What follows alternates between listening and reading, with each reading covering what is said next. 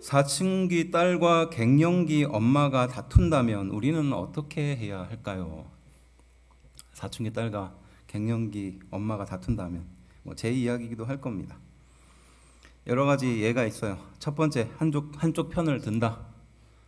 지혜롭지 못한 방법이죠. 한쪽 편을 들면 안 되는데, 두 번째는 정의의 중재자가 되어서 그 둘 사이를 중재한다. 이것도 옳은 것 같지는 않습니다. 또 세 번째는요, 맛있는 거 사준다 이겁니다. 문제와 상관없이. 마지막 네 번째는 뭐냐면 마치 가구의 일부처럼, 소파처럼, 의자처럼 그냥 모른 척한다 이겁니다. 사춘기 딸과 갱년기 엄마가 다툰다면 참 해결하기 어려운 일입니다. 우리가 부모 자녀가 이렇게 성장하고 자라는 것이 어찌 보면 당연한 것입니다. 하지만 그에 맞지 않게 갈등도 있게 마련입니다. 부모와 자녀 사이의 불화는 한두 해 있었던 일은 아닙니다. 그런데 시대가 변하면 변할수록, 더 다변화되면 다변화될수록 이 부모와 자녀의 관계가 좀 악화한다고 합니다. 그래서 영국 인구의 한 8% 정도, 한 500만 명 정도가 부모와 단절된 상태로 살아간다고 해요. 아예 연락을 안 하는 겁니다. 그래서 이에 대해서 심리학자는 이렇게 말합니다. 정치적, 문화적 양극화가 세대 간의 가치의 차이를 더 벌린다는 겁니다.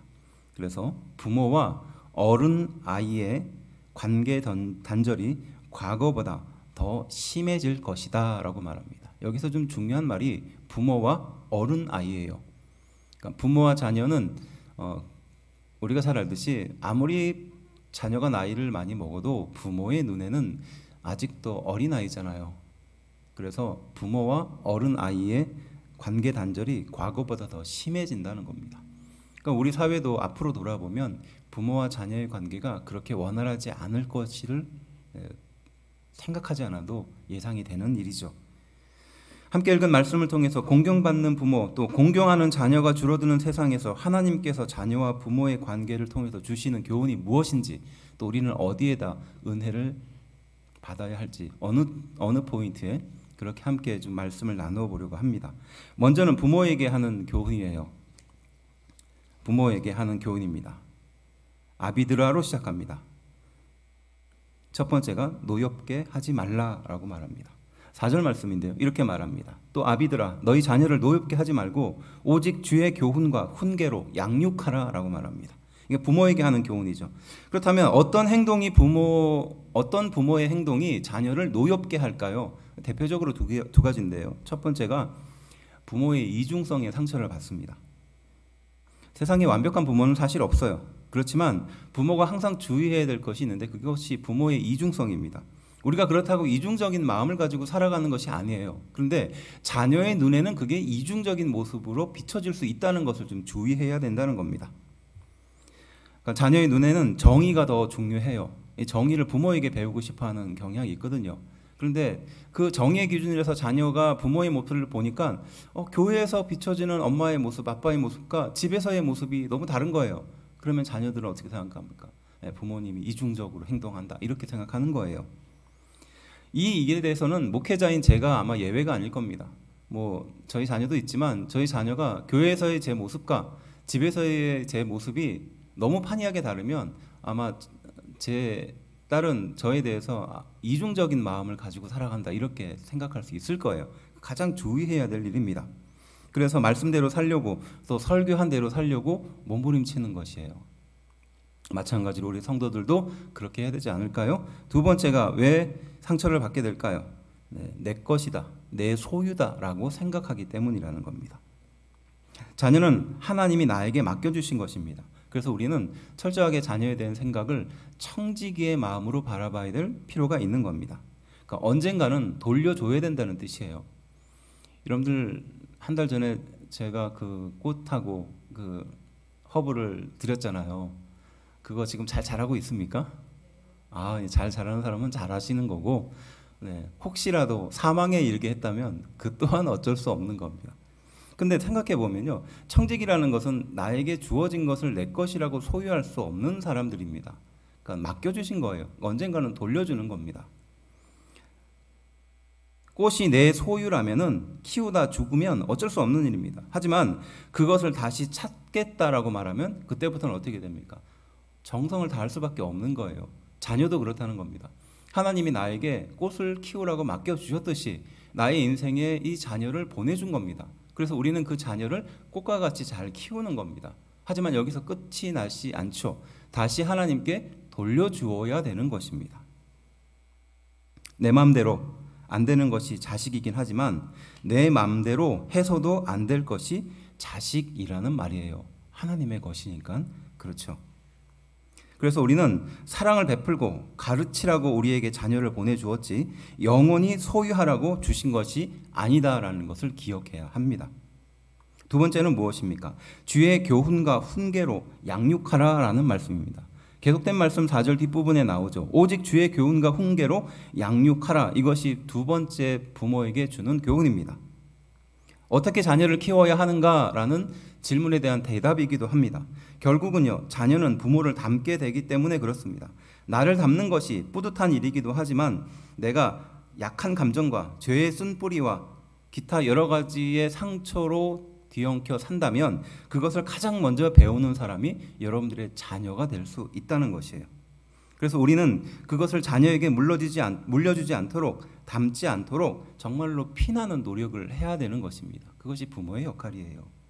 그래서 부모는 자녀를 윤리적인 사람이 되도록 혹은 괜찮은 사회인이 되도록 다른 사람에게 인정받는 사람이 되도록 가르치기보다는 먼저 하나님의 교훈과 훈계로 자녀를 양육해야 될 의무를 갖고 있는 것입니다. 그리고 그 훈계와 양육의 기준으로 자기도 그렇게 사는 것이에요. 이것이 하나님이 두 번째 우리에게 주는 교훈입니다.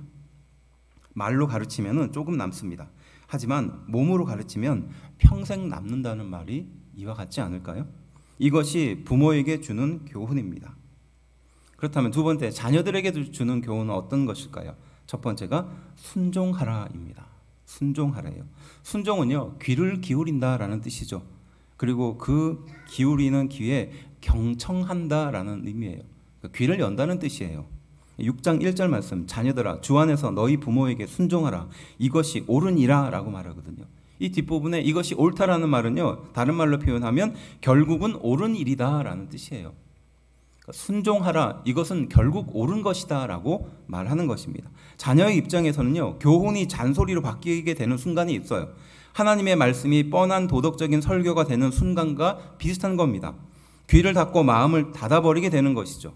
그래서 그러한 자녀는 경험이 부족한 친구들이나 주변의 말에 의지를 해버리는 경향이 생기는 겁니다.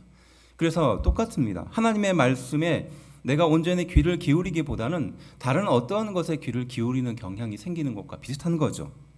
그래서 자녀는 말합니다. 내가 알아서 할게. 또 혹은 엄마 아빠가 나한테 해준 게 뭐가 있어? 이러면서 부모에게 상처를 주죠. 잔소리 자체가 문제가 아니에요.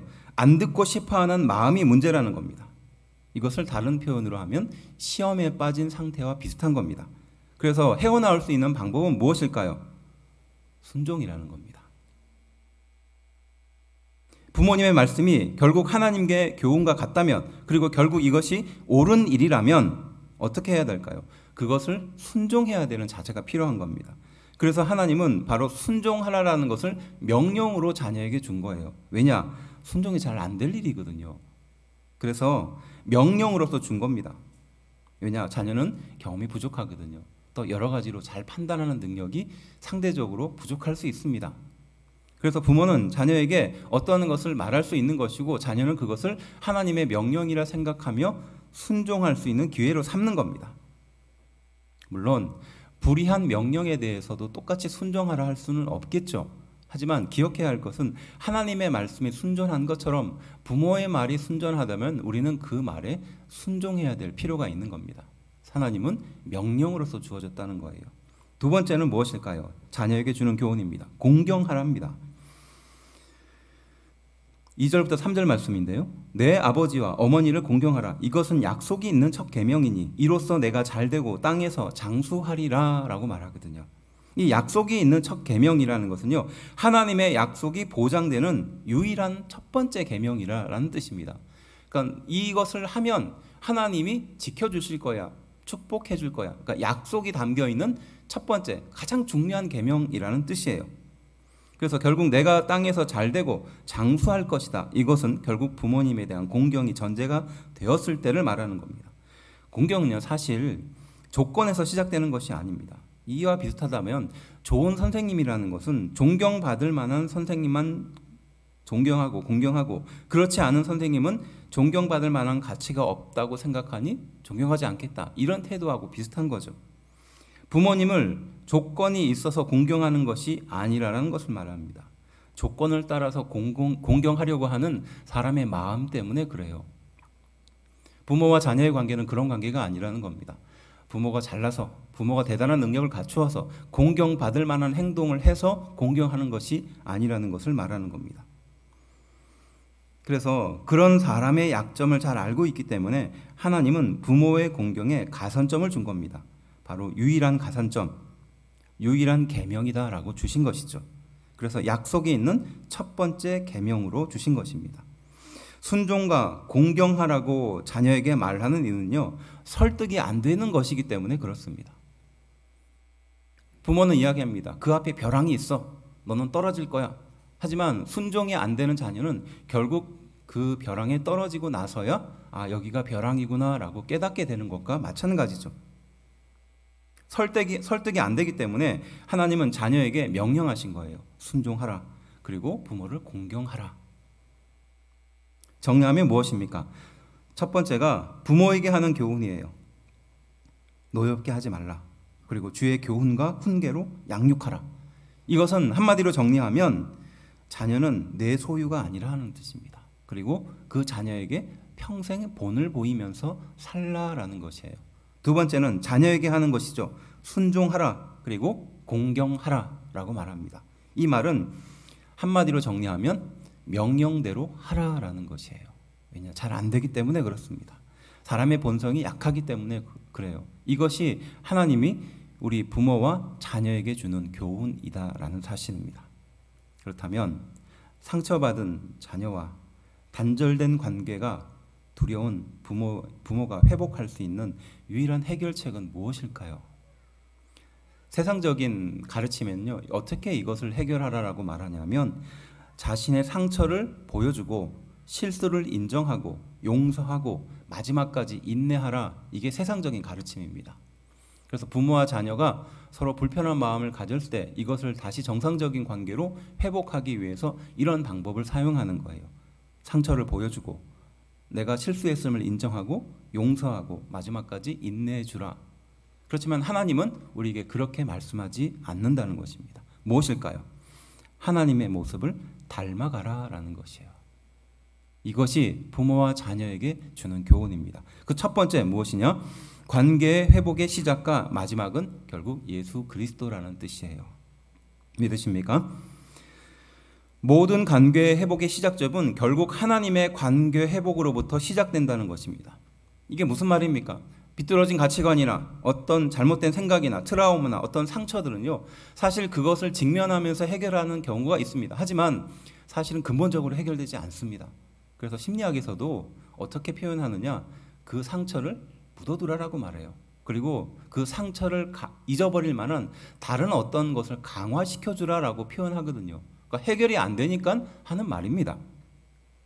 그런데 하나님은 우리에게 그렇게 말씀하지 않습니다. 그 모든 상처는 하나님 안에서 해결될 수 있다라고 가르쳐 주는 줄로 믿습니다.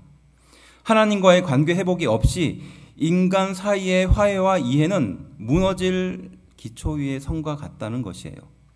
그래서 우리는 사실 우리 안에 남아있는 이 상처는요, 내가 치유할 것이 아니라 하나님께서 치유하도록 맡겨드리는 노력이 필요한 줄로 믿습니다.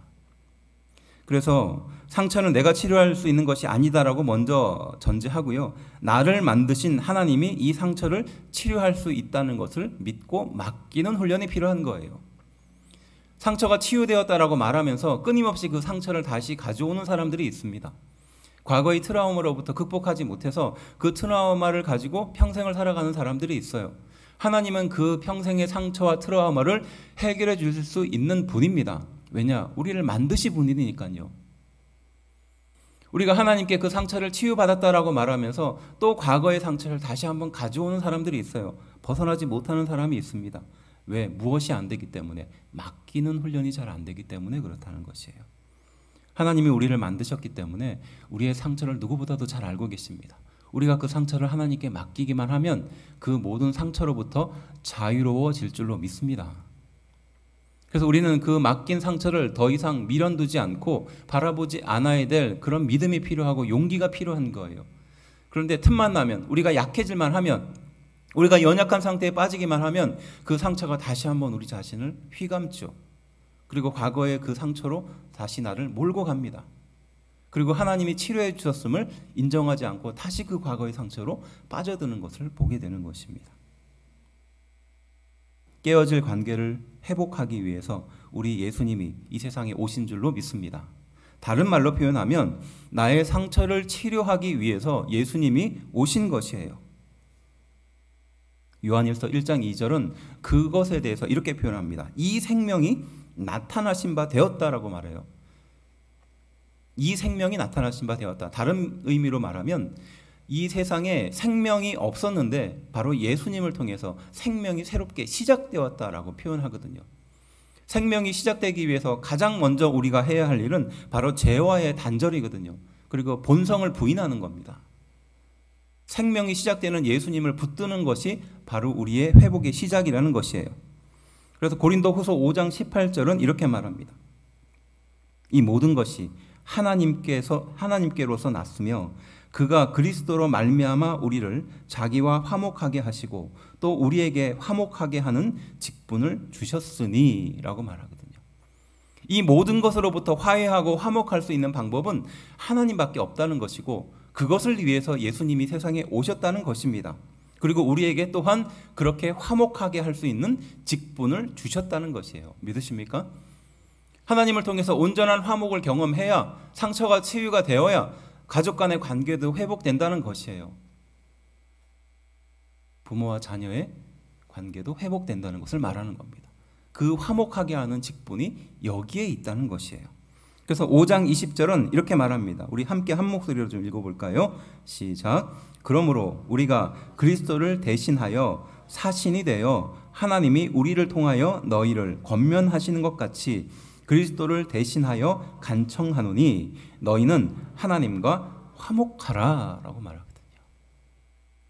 그러니까 내가 그리스도를 대신하여 사신이 되어서 이 말을 전해준다는 겁니다. 하나님이 우리를 향하여 권면하는 것과 같이 그리스도를 대신해서 간청한다는 겁니다. 결국 뭐죠? 하나님과 화목하라는 것이에요. 하나님과 화목하는 것이 바로 모든 관계를 정리할 수 있는 또 그 모든 관계를 해결할 수 있는 방법이라는 것입니다. 부모를 용서하는 방법은 무엇입니까? 또 상처를 극복하는 것은 무엇입니까? 라고 말할 때 세상은 할 수 없다라고 가르칩니다. 차라리 피하고 묻어두라라고 가르칩니다. 하지만 성경은 예수 그리스도를 통해서 그 모든 것이 해결될 수 있다라고 말씀해 주시는 줄로 믿습니다. 하나님과 화목하십시오. 그것이 모든 것을 해결할 수 있는 키이고 열쇠입니다. 두 번째는요, 부모는 자녀를 떠날 수 없답니다. 다른 의미로 하나님은 우리를 떠날 수 없다라는 뜻이에요. 자녀는 부모를 잊고 살 수 있습니다. 하지만 부모는 자녀를 단 한순간도 잊고 살 수 없지 않습니까? 이게 부모가 가지고 있는 속성이에요. 자녀는 부모와 인연을 끊을 수 있어요. 하지만 부모는 자녀와 도저히 인연을 끊을 수가 없습니다. 하나님과 인간 사이의 관계도 마찬가지지 않습니까? 하나님은 왜 우리를 끊임없이 용서해 주실까요? 그것은 한마디로 정리할 수 있어요. 하나님은 우리를 떠날 수 없는 분이기 때문에 그렇습니다. 그렇다면 우리는 왜 하나님을 잘 잊을까요? 자녀이기 때문에 그렇다는 거예요. 그렇게 보면요, 부모의 최고의 고통은 무엇일까요? 그것은 자녀와의 관계 단절이라는 것을 알 수 있어요. 그것이 부모의 최고의 고통입니다. 다른 의미로 하나님의 최고의 고통은 하나님의 백성인 나와의 관계 단절이라는 것이에요. 그것을 하나님은 가장 고통스러워한다는 것입니다. 하나님이 지금 이 시간 함께 하고 있음에도 불구하고 하나님의 은혜를 체험하지 못한다면 그것은 관계 단절이라는 것이에요. 하나님의 말씀을 듣고 그 말씀대로 내 자신을 돌아보지 않는다면 그것 또한 관계 단절이라는 것입니다.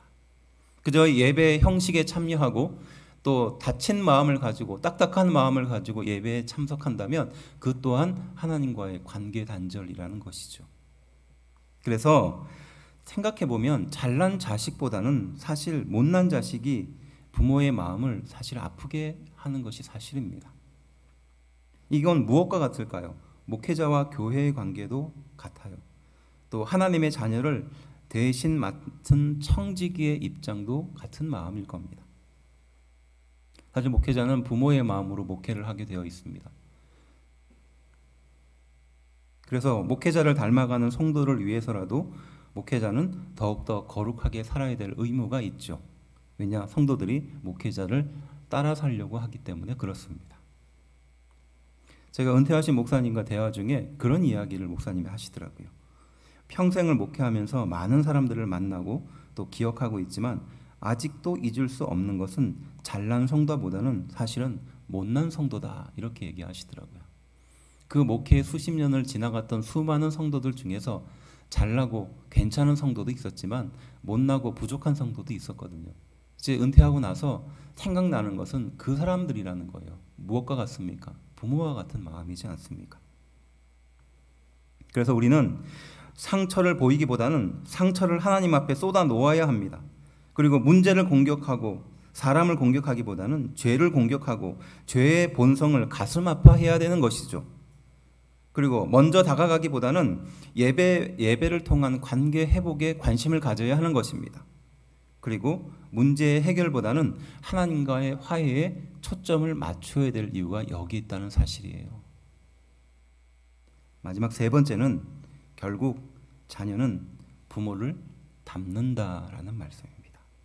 우리는 하나님을 닮아간다라는 메시지예요.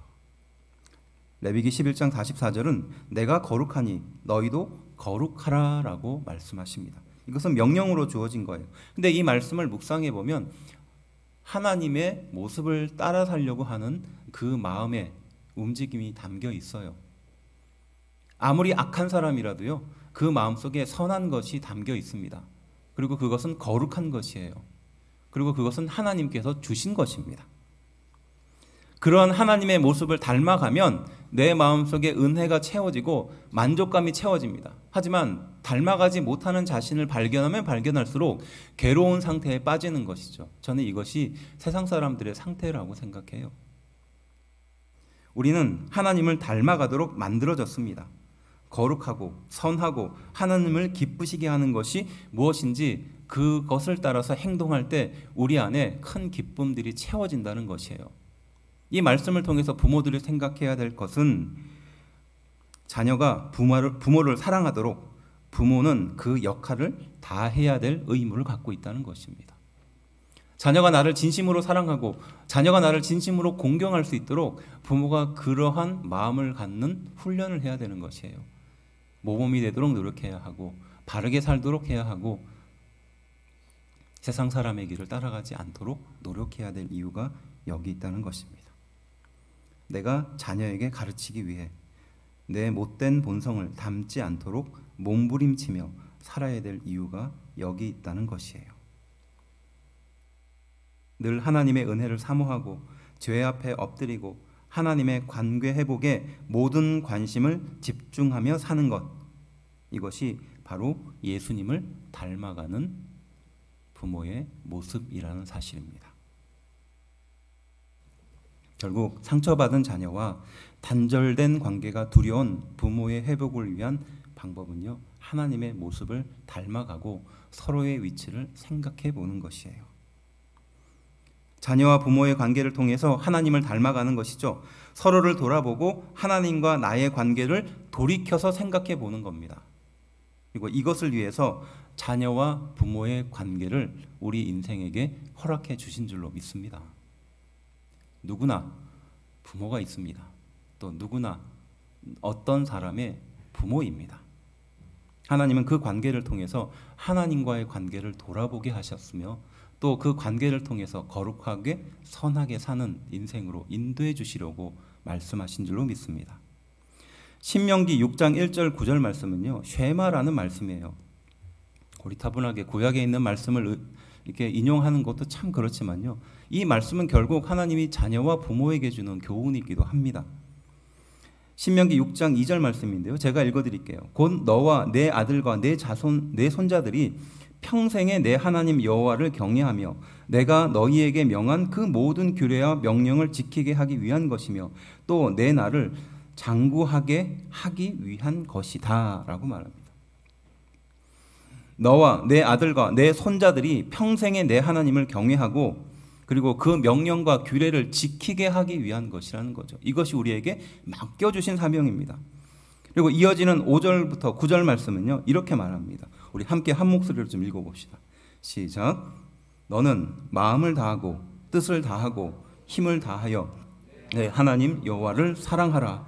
오늘 내가 내게 명하는 이 말씀을 너는 마음에 새기고 내 자녀에게 부지런히 가르치며 집에 앉았을 때에든지 길을 갈 때에든지 누워 있을 때에든지 일어날 때에든지 이 말씀을 강론할 것이며 너는 또 그것을 내 손목에 매어 기호를 삼으며 내 미간에 붙여 표로 삼고 또 내 집 문설주와 바깥문에 기록할지니라.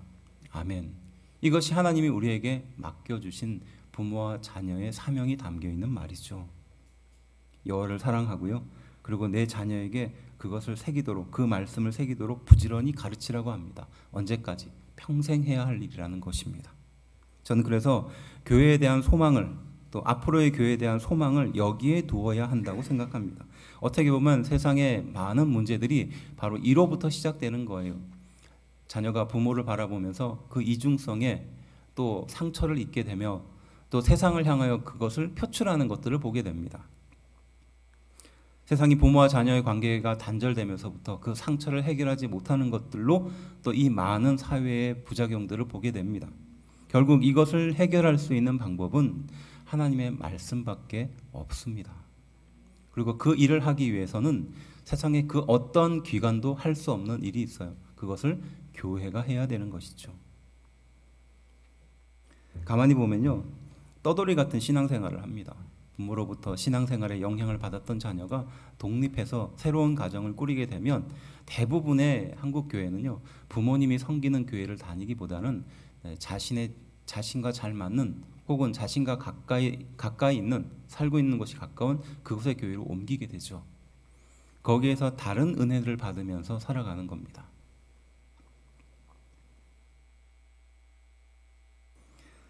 세대의 신앙이 자라는 것에 관심을 갖지 않고 교회가 거기에 관심을 갖지 않으면서 생겨난 일들, 그래서 한국 교회는 철저하게 세대별로 단절되어 가고 있어요. 부모가 부르는 찬양과 자녀가 부르는 찬양이 이미 벌어져 있습니다. 부모가 생각하는 신앙과 자녀가 생각하는 신앙이 이미 달라져 있어요.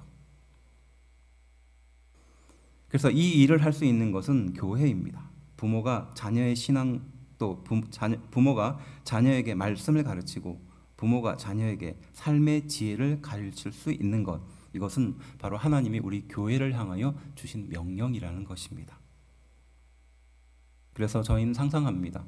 한 교회에서 할아버지 할머니와 자녀와 그리고 손자 손녀가 함께 교회를 다닌다면, 또 그들에게 신앙을 가르치고 말씀을 가르치는 그 은혜가 있다면 그것이야말로 하나님이 생각하는 이 교회의 사명이지 않겠습니까? 그들에게 서로 배우며 일평생 영향을 미치는 아름다운 교회가 이제 필요한 시대가 되었다는 것이에요.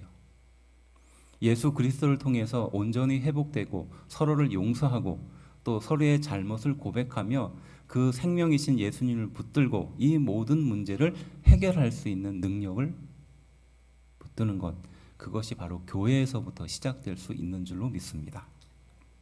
어버이날, 부모님 소중한 존재를 다시 한번 생각하는 날입니다. 하지만 우리가 기억해야 할 것은 이 관계를 허락하신 하나님의 뜻과 메시지를 기억하는 것이죠. 이 관계, 부족한 관계를 통해서 어찌 보면 상처받을 수 있는 이 관계를 통해서 하나님을 돌아보자 하는 것입니다. 그리고 그 관계가 하나님을 통해서 회복되고 그 관계가 부모의 관계로 넓혀져 간다는 사실이에요. 다시 한번 이 말씀의 능력을 의지하여 유일한 관계의 목자이시며 유일한 관계의 해결책이신 하나님을 의지하는 우리가 되어야 할 줄로 믿습니다. 서로를 돌아보고 하나님과의 나의 관계를 다시 한번 돌아보십시오. 그를 통해서 은혜를 찾으십시오. 거기에 회복이 있습니다. 거기에 능력이 나타납니다. 마지막으로 이 영상으로 말씀을 마무리하도록 하겠습니다.